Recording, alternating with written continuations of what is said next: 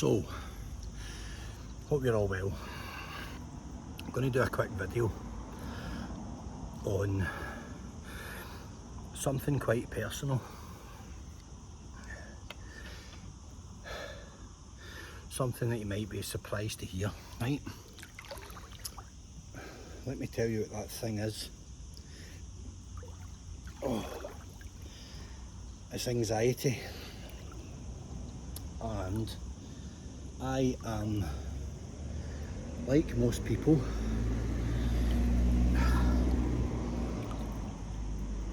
I suffer from anxiety.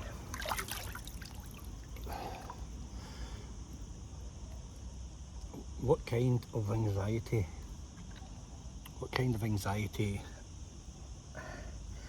do I suffer from? Well,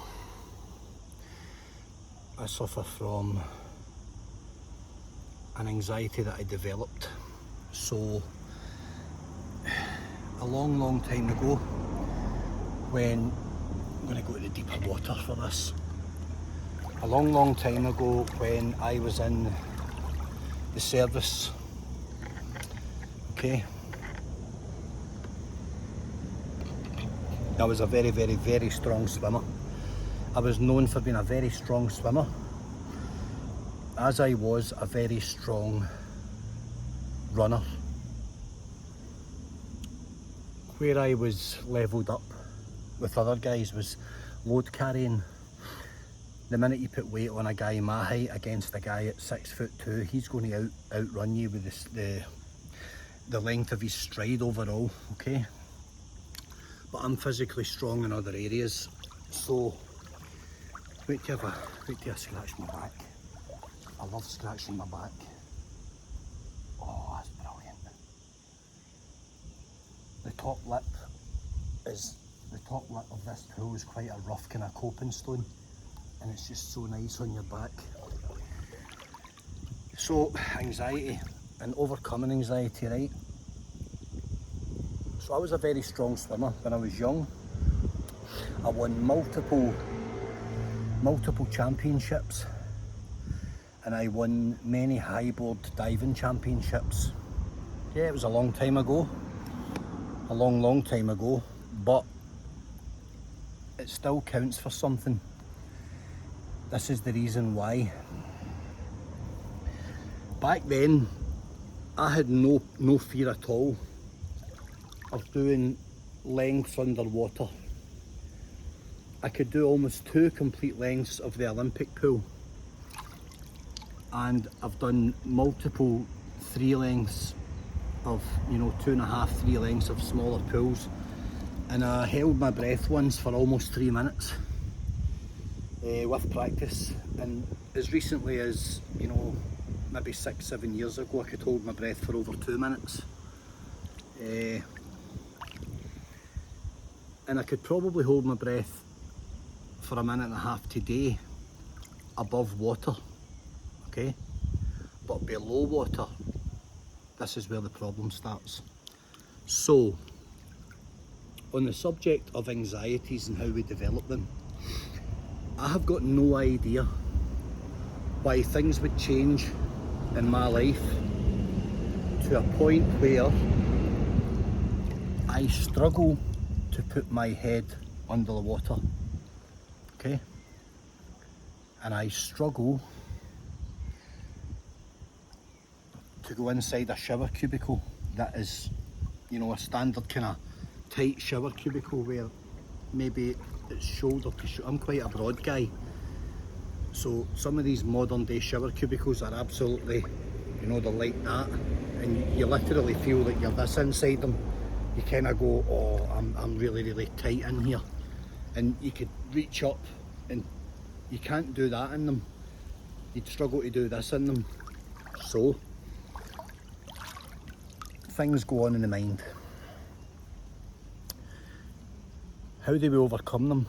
Well, first of all, we have to understand them, and in order to understand them, we have to first of all acknowledge the issue. I'm not going to use the term the problem, because that adds weight to it. I'm going to say that there's an issue.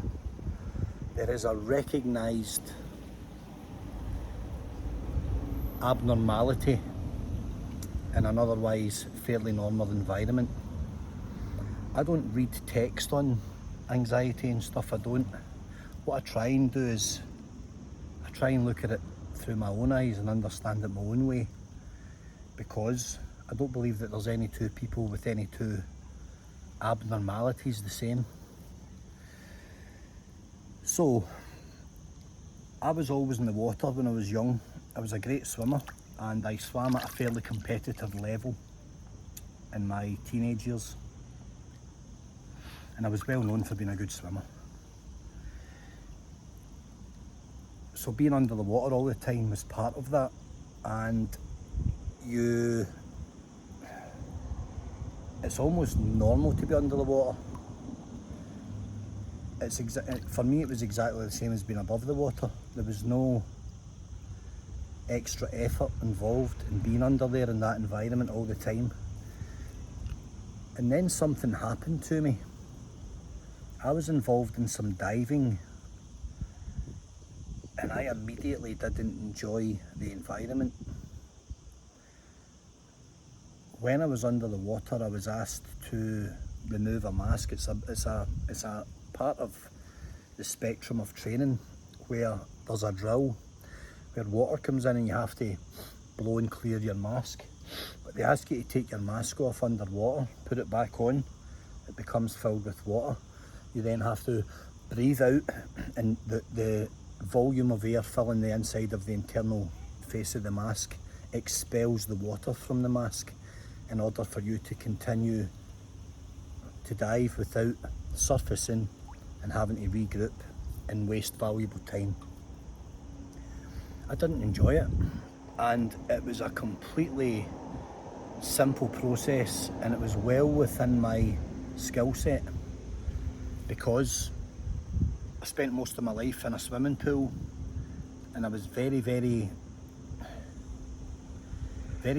ease there in that environment. And it was noted while I served in Royal Marine that I was an exceptionally strong swimmer in comparison to other guys. So I was often plucked out of the troop for demonstrations and stuff, stepping off high boards, fully kitted up with webbing, with weight, where you hit the bottom of a 3 or a 4 metre pool and you're expected to walk out of it on one breath. I've done that many times as a demonstration to show how it was done, and I was completely utterly at ease in that environment. Then this abnormality starts to surface, which today has become a real problem for me. The other day in this very pool, my boy was doing the swimming back and forward under the water. Come on Dad, you do it. I was like, no. Put my head under, straight back up. Issue. Now I know, my brain, right, I know all I have to do is stand up, right? All I have to do is stand up. That's it. I'm in water chest deep, I just stand up. But for me to go under there is a commitment, and it is a psychological commitment that until recent years I never once had to think about or acknowledge or pay any lip service to, because it was second nature to me. Now today it's not. So I've developed some kind of anxiety with water, with claustrophobia, with suffocation, with confined spaces, and a fear of not being able to access air. And it's now spread across a whole spectrum of environments. I'm going to give you an example, okay? I was in a hotel on the second floor, and the room was at the far end of the corridor, and I convinced myself that I would not be able to get out of that hotel on one breath, and I convinced myself that those corridors had no air in them. So I then asked the girl on the desk to move me to a door closer to the front of the main foyer so that I could open my door and go straight out on one breath. Absolutely ridiculous. And considering some of the environments I've worked in, some of the inhospitable places, jungles, deserts, you know, extreme ends of the spectrum, Arctic conditions, you would be thinking, why would that bother somebody like you? Now this is where we're the architects of our own failings, because if you've been a kind of high level soldier, if you've operated at a kind of intense elite level, you can very easily trick people into thinking that you are, you know, that cliche trained killing machine, you know, nothing phases you, all that crap that the films portray and that people write in books and stuff to sell stories, you know, that bullets just bounce off you and stuff and you can't be killed, all that crap. And that's obviously a lot of tosh. So I've developed this issue with things that I have already in my life overcame. So I've overcame this many times because this is nothing. It's nothing at all. But here it is, becoming an issue for me in my 45th year. Something I've spent my life overcoming is adversity. Every time I was faced with an adversity, I overcame it relatively easily. The night before, I like to call it the night before the night before. So there's a build-up. So you're doing a 30-mile march across Dartmoor with, you know, £55 a kit, a weapon, whatever. And all the horror stories are being told to you on a daily basis while walking around camp from guys that have already done it. And you're thinking to yourself, you done it, you done it, you done it, you done it, you done it, you done it, he did it, that fat guy over there did it, I can do it.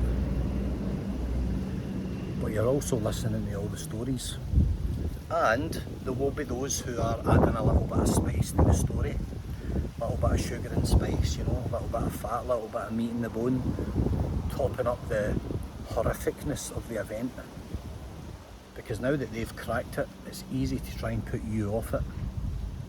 So you've got the night before, you know, for a couple of nights. The event's 2 days away.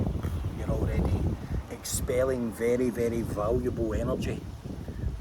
You're wasting energy on over-analysing the event, which you know you're going to complete. And as human beings, we're guilty of that. We're all guilty of doing it. So we all have to learn how to overcome it. And how do we overcome it? Well, we overcome it with training, okay?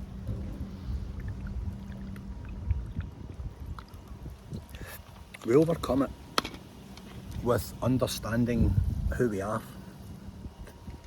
what we are, and what we're capable of. And I'm capable of a lot. How do I know that? Because I've done a lot. I've done a lot of very physical things in my life. Very mentally, physically demanding things. Many events. Overcame them all, no problem. Yeah, they were sore at the time.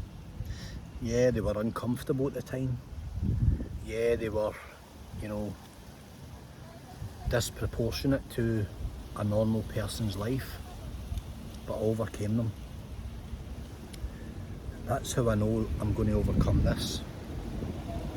So whatever you've got going on in your life just now, discomfort is temporary. Pain is temporary. Affliction, all of these things that are creating anxiety for you are temporary. We are all capable of overcoming adversity, every one of us. You just have to look within yourself. So I have to repeatedly remind myself that this environment here is second nature to me because I spent my life doing things like this. So going under the water is a very simple thing. all you do is you do this. Okay, that's all you do. Going from here to there is exactly the same process. It's just a few seconds longer. So I have to do it. In order to overcome it, I have to repeatedly do it. So something triggered a response in me where I wasn't, all of a sudden wasn't enjoying water. A thing that I've enjoyed all my life, an environment I've always loved is water. All of a sudden I'm overthinking water, and I'm saying to myself, wait a minute, when did water ever bother me? When did the sea, the rivers, the elements, when did any of this ever bother me? Someone that can climb mountains in the dark, someone that can do this, someone that can walk a cliff face without even giving it a second consideration. When did something as simple as this start to faze me? Is it an age thing? Is it just that with the passing of the years, small insignificant things grow arms and legs? Maybe it is. Maybe it's that. Maybe it's just the whole thing of life, that things we always took for granted do eventually become tasks. They do eventually become more than a minimal effort, and we have to actually start to consider them, you know. There would be a time where I would lie in the bottom of the pool for a minute and a half, you know, in a crucifix position, just enjoying the silence and not even worried about coming up for air. Now I have to think about it, and that's really strange. But I will overcome it, and I'm going to overcome it by doing a few things. One of them being, I'm going to repeatedly put myself out of my comfort zone, something I talk about regular to anyone on the channel, any of the subscribers, the followers, whatever you want to call yourself, just members of the team. We can all do it, and it is about breaking the cycle of repetition. Here's why. If I repeatedly come in the pool for an hour, I'm in the pool 2-3 times a day when I'm here, and I don't try and overcome my little issue, oh, it's wasted. No one's looking, no one knows what I'm doing when I'm in the pool. No one's thinking, has he got an issue? They just think there's a guy repeatedly dunking himself under the water. Like that, okay? There, I've done it again. Now I'm going to just cross the pool underwater.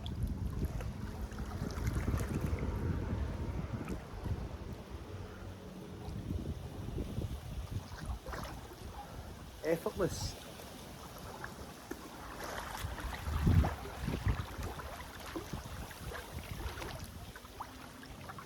No effort at all required, none. Well, I'll tell you why. Because my mind is preoccupied with looking comfortable on a camera. Now, you've seen me at my best. You've seen me at my worst. Some of you have noticed the days I've been down. Some of you have noticed the days I've been manic. But people do notice these things. Some of you have noticed that sometimes I don't seem happy, and some of you have noticed that other times it looks like I could run through a brick wall. So it's about perception. So I have to try and portray a certain image, at least, that I don't want to overwhelm you with my stuff, but I've got the same stuff going on as you. I've got the very same stuff going on as everybody. I've got anxieties. I have depressive episodes. I have ups and I have downs. I have slips and I have trips. We all have. No one's life is rosy. If people are telling you they're winning every day and everything is incredible, they're either lying or they are in the 1% of the 1%. I would take it all with a pinch of salt. So I'm going to repeatedly try to overcome my little things that creep up in me in life. I will face anything. I will face a lion. I will face anything in my life that I'm ever presented with, because that's who I am. And I have to continually remind myself of all the things I've overcome in my life in order to make sure that I continue to grow. If I come in the pool and I hold the edge and I walk around the edge and I go, oh, there's the deep end, oh, I'm going this way. If I repeatedly do all that, how do we ever grow? How do we ever overcome? How do we ever advance and move forward? How do we ever achieve if we live within our comfort zones and we live within our little bubbles, wrapping ourselves in cotton wool and continually looking the other way from adversity and not testing ourselves on a daily basis or a weekly basis to let ourselves know that we are capable of more. There's some food for thought. I think you'd probably get the gist. What I'm saying to you is, we are all equal because we are all breakable. We all have things going on, guys. So don't do yourself a disservice by not stepping out of your comfort zone. I will help any of you. Just ask. There are tools available. We all have them. We just don't know yet. And what I know, I'm prepared to share. The knowledge I have of everything I've achieved in my life and everything I've done, I'm prepared to share with anyone who genuinely wants it for the right reasons. I'm still learning. I'm still learning how capable a person I am. I'm way more capable than I ever thought I was at 45. I'm stronger mentally and probably more physically than I ever was. And I believe that I've always believed that the physical is massively outweighed by the mental. I believe that mentally is 80% of the journey. It's 80% of the math. I can overcome anything in my head. I just have to apply myself to it. The physical side of it's never been a challenge. It just is. You just do it anyway. You just march 20 miles. And if someone decides to throw another 5 on at the end, you do it as well. You just do it for the hell of it. Because you're never going to have anyone beat you. You're never going to have anyone, put you down and keep you down. You're going to rise up and you're going to overcome it, because that's what human beings do. We are residual people. We're very robust. We're very strong. We're an incredibly resilient, gifted species. We've got all of these qualities. Maybe some of them have been watered down and some of us have had these things beaten out of us, but they're still there somewhere. You just have to find them. We're all capable of it. We're all capable of it. Never, ever let anyone tell you that you can't. That's a disservice to yourself. No one's going to do it for you, but don't let anyone tell you you can't. If we look after one another and we grow together and we have genuine concern for our fellow man and woman, we can overcome anything. I truly believe it. At times in my life I had tunnel vision for my own goals. I no longer suffer from that. Happy to take people on the journey with me. So there's something to think about tonight, guys. And I'll continue to do my little bits of improving these, these small insignificant issues that pop up and challenge me at times in my life, I'll hit them all head on. And I'll overcome them all. That's who I am. That's what I represent. So, have a good evening. Stay healthy. Stay happy. And stay steady, striving all the time. Keep focusing on yourselves, guys, and overcome those challenges. Alright?